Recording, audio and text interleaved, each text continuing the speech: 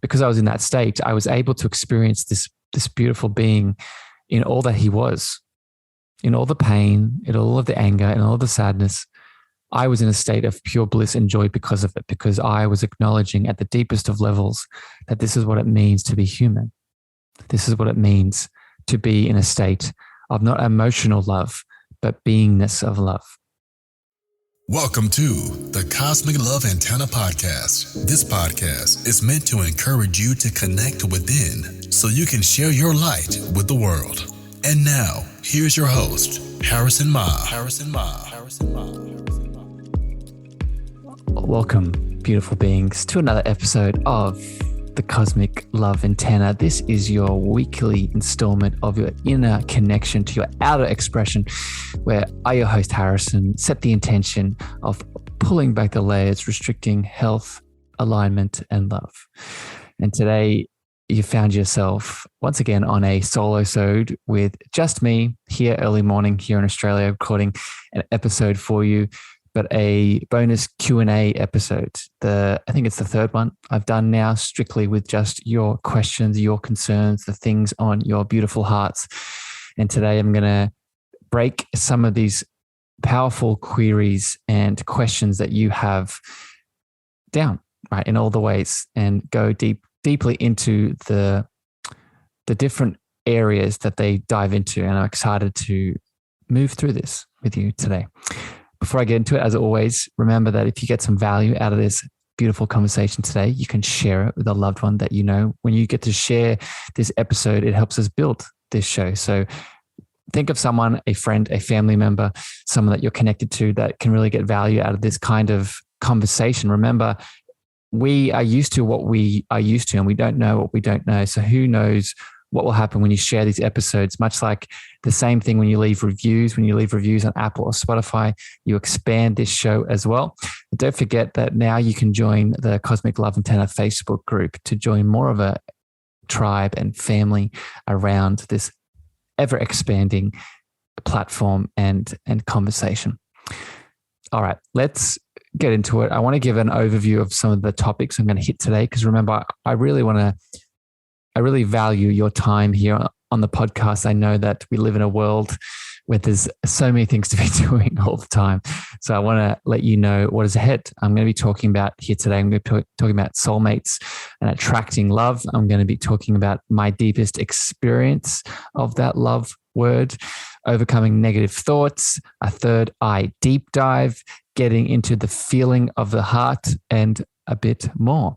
So with that, that is what is ahead with the show. Finally, as we get into it now, I want to repeat and read out a loving review. I like to do these on these solo-sodes as well, because what it does is it highlights you, right? This is a beautiful dance that we do together on this show, on this podcast. And one of the ways you dance back with me is by leaving reviews and leaving your feedback on Apple and Spotify. This is from the beautiful Lisa Ann. Lisa Ann says, heart-centered. As a heart-centered host, Harrison creates a safe space to co-create a loving experience for the listeners. It was such a powerful experience to be able to speak and be a guest on this show. Lisa Ann is an upcoming shamanic amplifier, so definitely be on the lookout for that beautiful, amazing episode. All right, with all that foundation, with all that preamble for this show, let's get into your beautiful questions and your beautiful queries here today.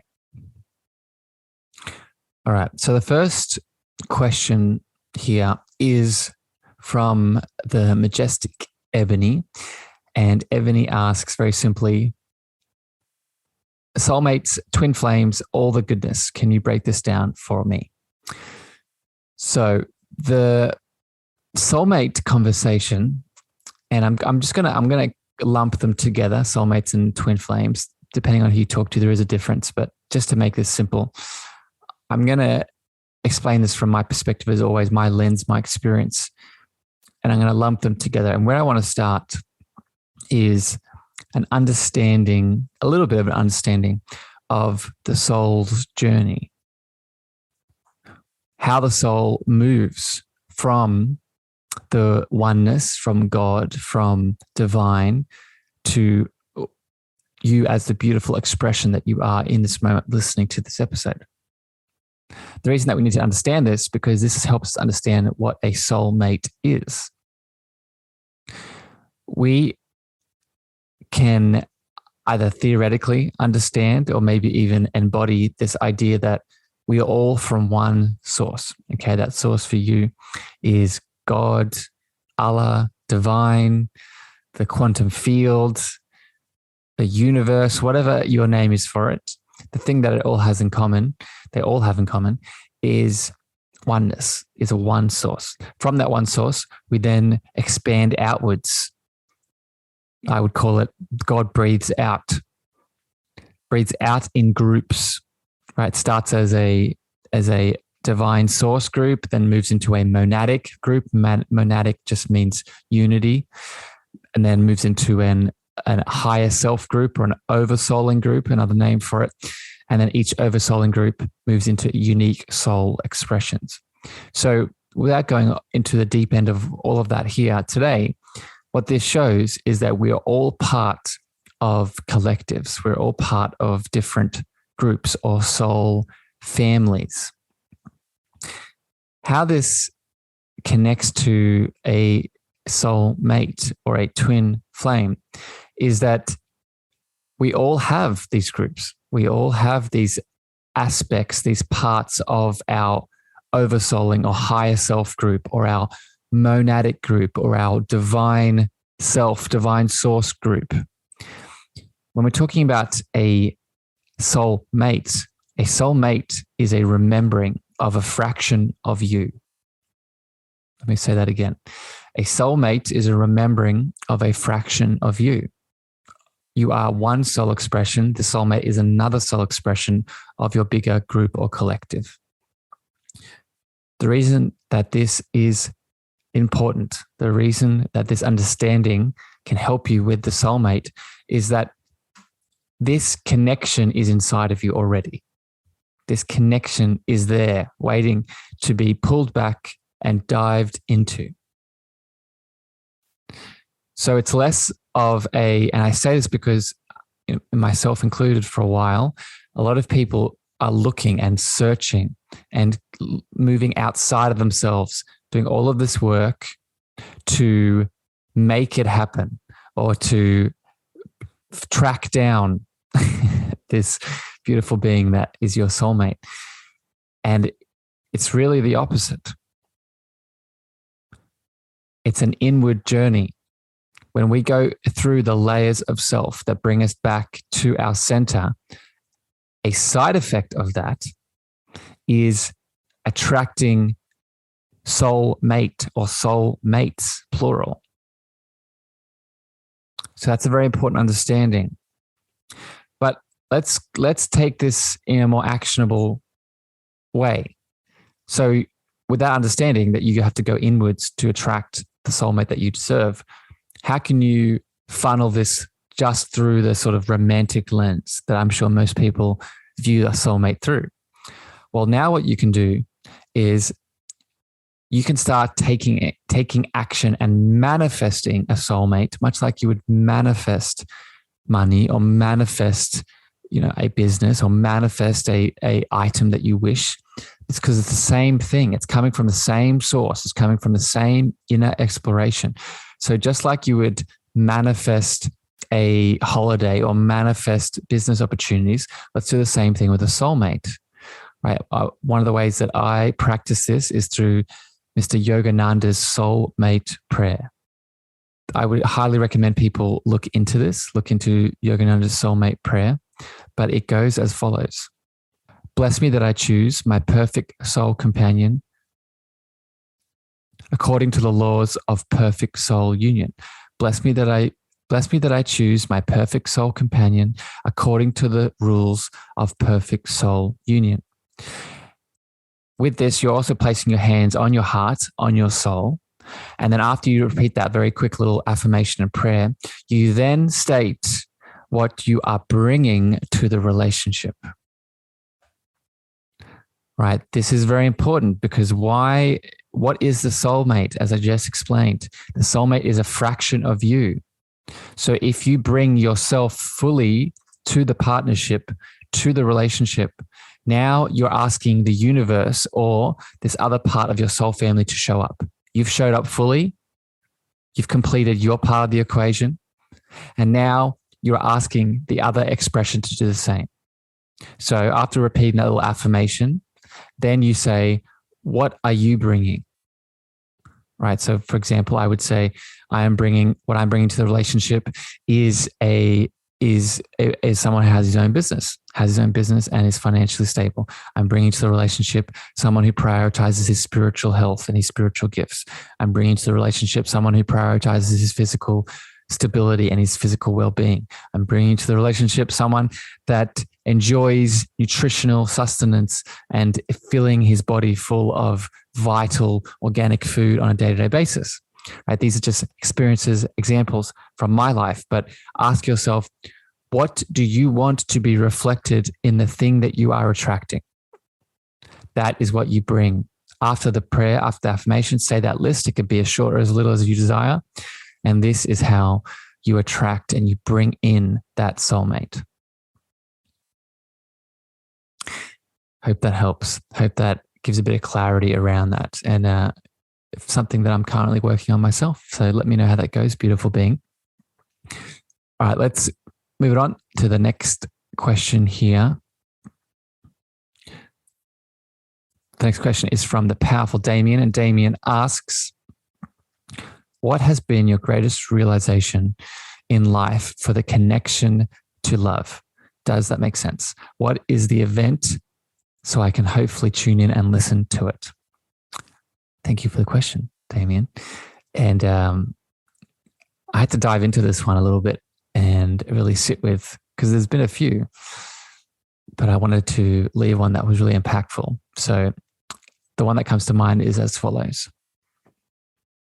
Again, just to set a preamble here for this story and experience, I see love on this podcast. This is one of the intentions of the podcast, to help people come back to remembering that love is God, or love is oneness.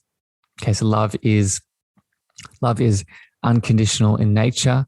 Love is God, love is source, love is divine, love is all that is. I came to this remembering and a deeper realization of this in a few different experiences, but the one I'm going to share today was actually during a ceremony that I participated in with some beautiful medicines. And this was a group ceremony, and we were all sitting with a particular medicine. And we were in a collective, all sitting down, moving through both an individual experience and a collective experience together.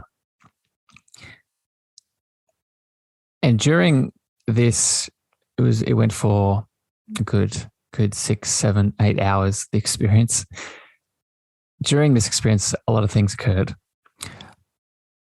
But one of the moments that I'll never forget and connects to this realization of love for me was I was lying down, moving through my own steps, my own innerscape, and I was having the opportunity to connect to someone that was next to me. And depending on the type of ceremony you move through, the type of medicine that you take, for a lot of people, these kinds of situations, they bring up a lot of shadows. They bring up a lot of trauma. They bring up a lot of past pain to move through. And as I was sitting there next to this being, moving through his journey, a lot of pain was very evidently coming up. And due to this pain, and from what I could assume was a lot of trauma in this person's past, he was screaming. There was a lot of, from the outside, you could perceive it as a lot of agonizing sounds of pain, anguish, sadness, guilt, shame, even anger. And I was lying quite close to him and moving through my own journey. But at this point, I was instead of at the point where I was sort of focusing on my inward experience, I was now at a point, coincidentally, where I was looking outwards at the collective of people around me. And what proceeded to happen as I was tuning into this moment of pain, this beautiful being was moving through, was that I noticed I was crying. I was noticing that as I was listening to this man moving through his pain, moving through a release of deep wounds, deep emotion, I was crying for him. But I wasn't just crying, I was also smiling. And I couldn't hold back the smile. I couldn't hold back the feelings of joy and happiness that I was deeply embodying through my body, through my experience at that point. And as he continued to release the anger, the sadness, the tears, the guilt, the shame, the sounds, I would cry even more and I would smile even more. And I reflected very deeply on this experience, both the day after and since then, and now in this moment. And what I acknowledged and recognized was the beauty in his pain, was this moment of pure expression, pure humanness, pure experience.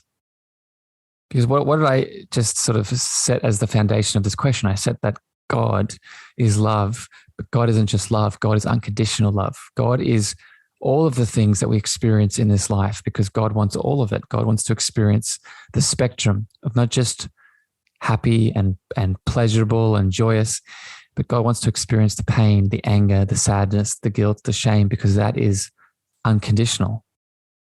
Right? We accept people, we take people with unconditional love in all that they are. I am all that I am in each moment, including the parts, the shadows, the pain, the traumas, the challenges. So for me in that moment, just to sort of summarize here, as I was in this state of ego dissolution through the medicine I was on, so the ego wasn't there to break all this down, wasn't here to, when you take certain medicines, what they tend to do is that they turn off the default mode network. And what that means is that it turns off the ego. It turns off the space inside of us that adds stories, that adds perspectives, beliefs around the things we should or shouldn't be feeling or experiencing.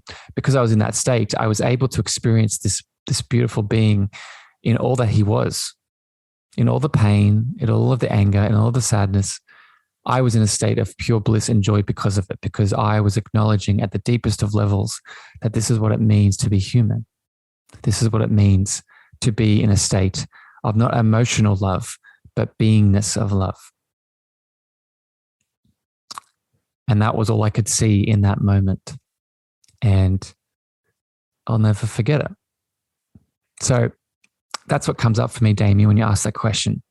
And it's also one of the reasons that I do the work that I do, why this podcast exists. And I'm always asking the question now, where else can I see that kind of love? Where else can I embody and get to move through that kind of love again? So hope that answers your query, my beautiful friend. Moving on, the next question is from the mystical Marlon. Marlon asks, no matter how much healing I've done, negative, random, often disturbing thoughts from my past or imagined pop into my head at random times. Like when I'm happy, content, waking up, it's hard to understand why I want to be at peace because it's my natural state of being, but it's like my brain sabotages what my soul and heart wants. Do you have personal experience with this? And what do you recommend so I can help myself? Thank you, beautiful Marlon, for the powerful question. And yes, I have experience and solutions for you. So the first thing, and give a bit of education here around what is going on. We are a multidimensional, multi-layered light being of different energy bodies. And much like we have a physical body, physical energy body, we have a mental energy body, we have an emotional energy body, we have a soul energy body, we have a genetic, a DNA energy body, and there's a few more higher ones.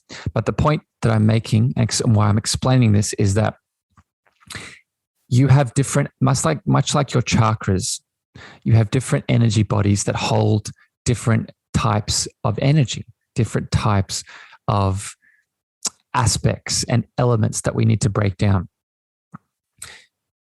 What this helps us understand is that within these different energy bodies, we have aspects, we have shadows, we have trauma, we have belief systems that if they go unchecked, we can not only be triggered by them, but we can become identified by them. When these parts, so for example, within the mental energy body, which is, it sounds like this is what you're alluding to here, Marlon, we have a lot of beliefs and thoughts that if we're not mindful of, we can either become identified by them, right? So stories of I'm not good enough, I'm not worthy, self-sabotaging, like you just highlighted in your question. We can become identified by them. We think they are us instead of the soul and the spirit that is behind the energy bodies. Or worse, we can add more to them on a day-to-day basis. Think of the mental body as a garden, and a garden that is full of things that grow in it. If we're not mindful, like any garden, we can have a lot of weeds that are growing that overtake the garden itself. So it's not a fact that you're broken. It's not a fact that you're intrinsically doing something wrong. It's that you need to be aware and mindful of, one, which energy body is being activated, and two, if you're being identified, getting lost in and adding more stories to these aspects in separation, to these unresolved trauma elements in separation, to these unresolved negative limiting beliefs that are still in separation. So first step is being mindful, right? Practicing the practice of mindful awareness, so we can see when we're in these, see when we can detach from them and then make a step to change. The second step I would say here is remove judgment. Remove judgment of yourself when you do move through these patterns. It's so easy for us to blame and shame ourselves when we are self-sabotaging or we are thinking negatively. Right? And I get a bit of vibe from that with your question, Marlon. Especially when you say, no matter how much healing I've done, I keep falling into this same pattern. Well, first of all, remove the judgment. Secondly, ask yourself, is it the same pattern? Or is it a deeper layer of the onion? Remember that traumas and aspects and pain from the past, they often come in complexes. They're not just one layer deep. Depending on how long it's been there from your ancestral line, there might be multiple layers that you need to heal and move through. So remove the judgment. The next step 3, what I would do here is call in and bring in your divine presence. Call in the part of you that is not these thoughts. Call in the part of you that is higher and beyond and deeper than these thoughts, than this energy body. This is your divine presence. This is your soul. This is your higher self.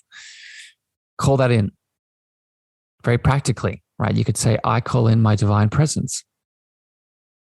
This might drop you into the heart. This might detach you from the thoughts. But the point here is to become the observer rather than the thing that is in it.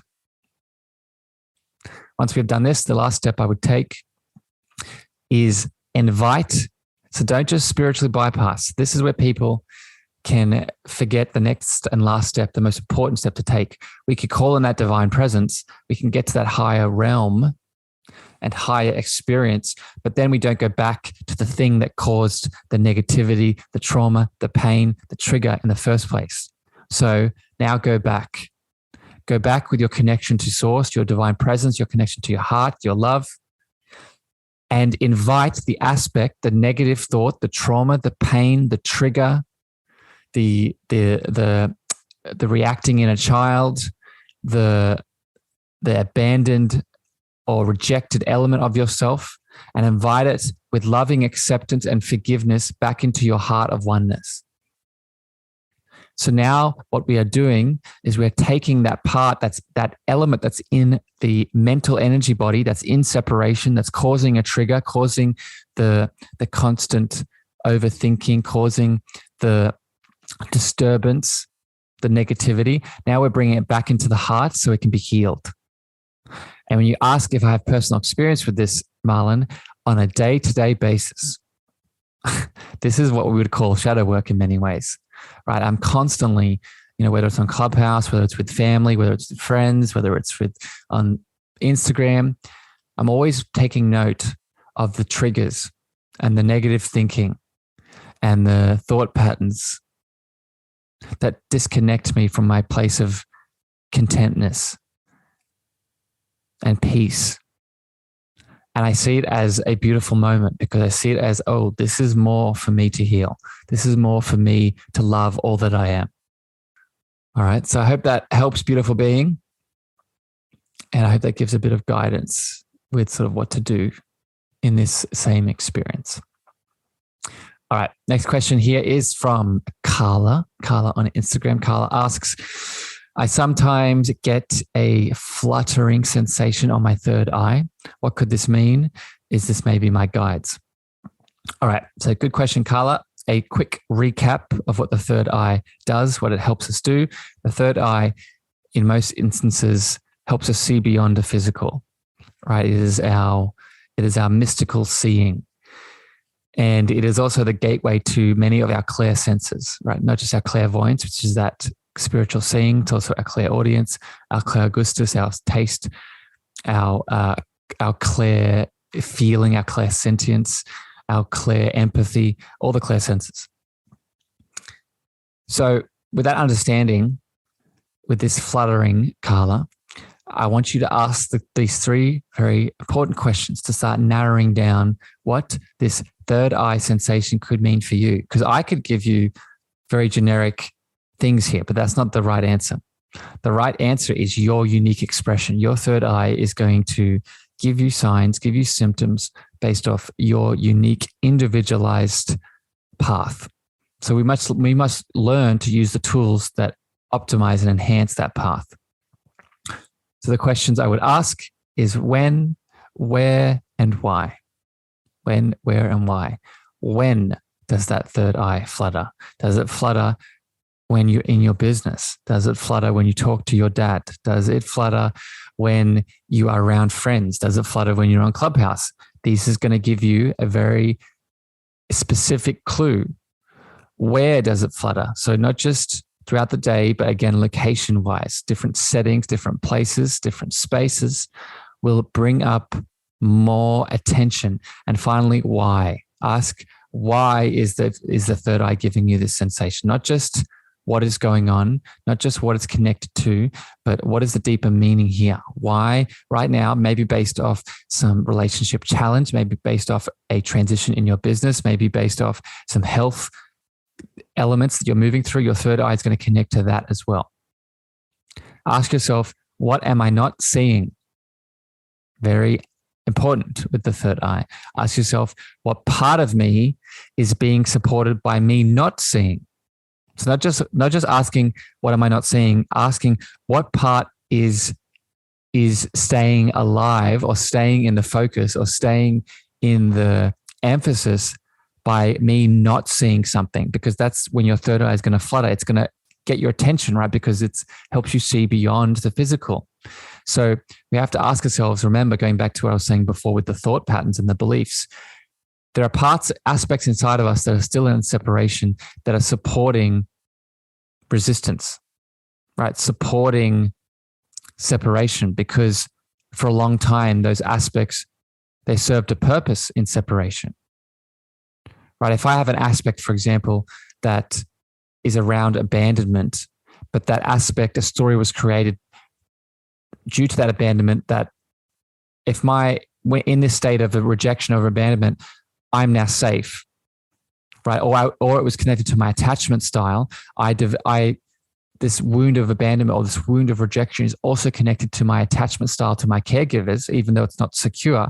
Then there might be some stories around this that are supporting it staying in separation. So the point here is, with your third eye, when it flutters, don't just ask, what am I not seeing?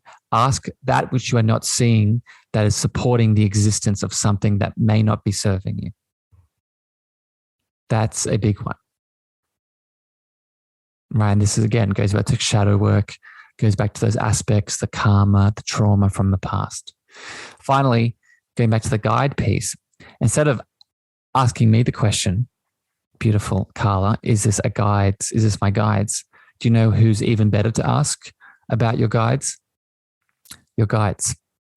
And the reason I say this is your spirit team, your guides, your ancestors, your angels, your extraterrestrial family, your starseed family, they're always around you. What is different is your ability to be open to receive and ask and connect to them. So what I would say here is, take the step and just ask in that moment that the third eye flutters. Ask your guides, are you trying to give me a message? What do I need to know? What do I need to do? And then be open to the answer. Allow it to move through you. Have an open-ended intention rather than a closed-minded expectation. This is where some answers will come up as well. All right, I hope that gives some guidance, my beautiful friend.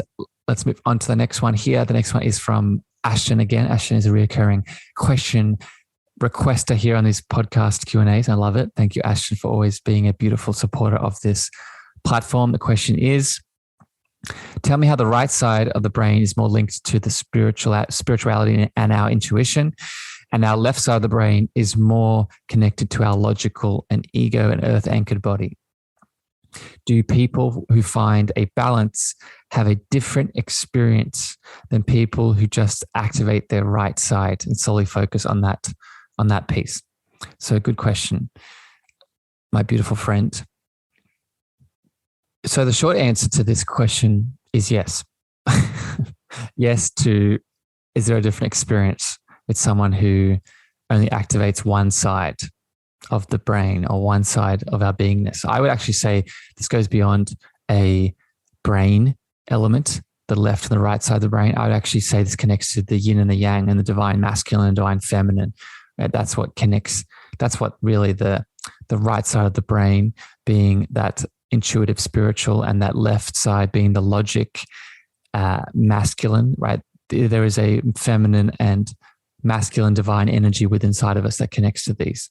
So I'll use those interchangeably here. But put very simply, let's say that we are in only the left logic space. Then what we become is a closed system. Right? We become a system that is not open and is not leaning into what I was just talking about before, the intentional, intuitive, flowing, faith-based side of our being.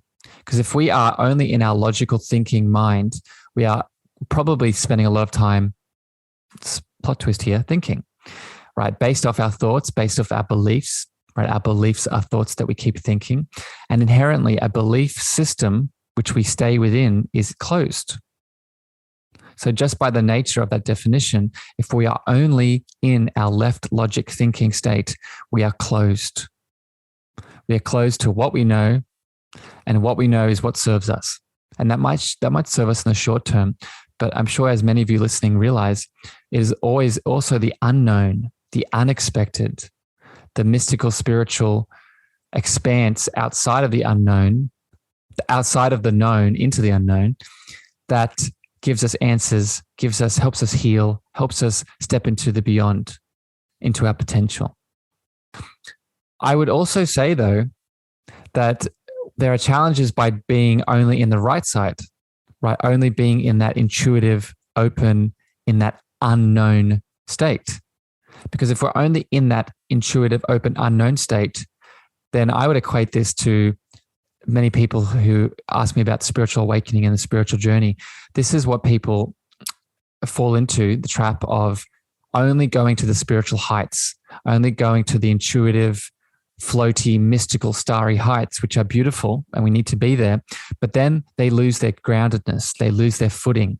They become anxious. They have all of these thoughts, all of these expressions, all of these creative ideas, but none are being acted on. None are being fully embodied. None are being expressed. So this is where the logical left brain can come in, the masculine can come in to take action, to bring structure, to bring those thoughts and belief systems that to a degree can serve us when we have a balance. When we go to the unknown, when we hit those creative elements, we have those intuitive insights. Now we use the logic, the thinking, the beautiful education that we have to bring them into existence.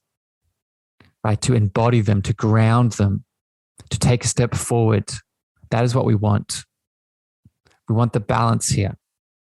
When someone is in the middle ground, they are equally creative, intuitive, getting ideas, and embodying, manifesting, taking inspired action, and repeating. You can see how this is the optimal state, right? This would be the sort of flow state that then embodies itself through our actions, our deeds, our expressions, our business, our family, our relationships, our health. So be very mindful of this and ask yourself, where are you more one than the other? Where can you come back to equilibrium? And it's just to give an interesting example of this, our body naturally wants us to be in that state, just so you know. In many ways, but just to give one example here that many people might be unaware of, our nostrils, our nose, right? The right nostril is connected to the left side of the brain, the left nostril is connected to the right side of the brain, and breathing in through one and the other connects to one or the other side, right? This is where the nose breathing technique of Nadi Shodhana in yoga or alternative nostril breathing is very powerful.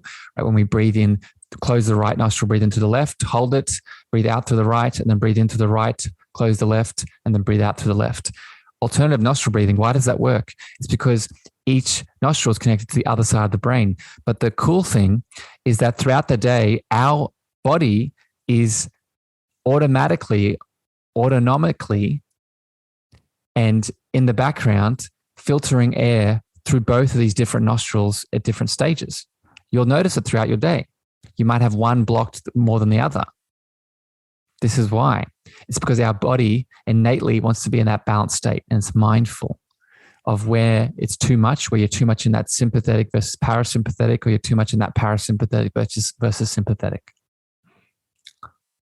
So I hope that gives a bit of answer, a bit of deeper clarity. Beautiful, Ashton.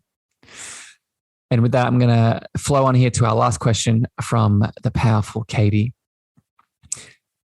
And this is a good one because I feel a lot of people move into this, myself included. And the question is, hi, Harrison, I can't tell or feel anything in my body. So I don't know what you mean when you say drop down into your heart space in my body.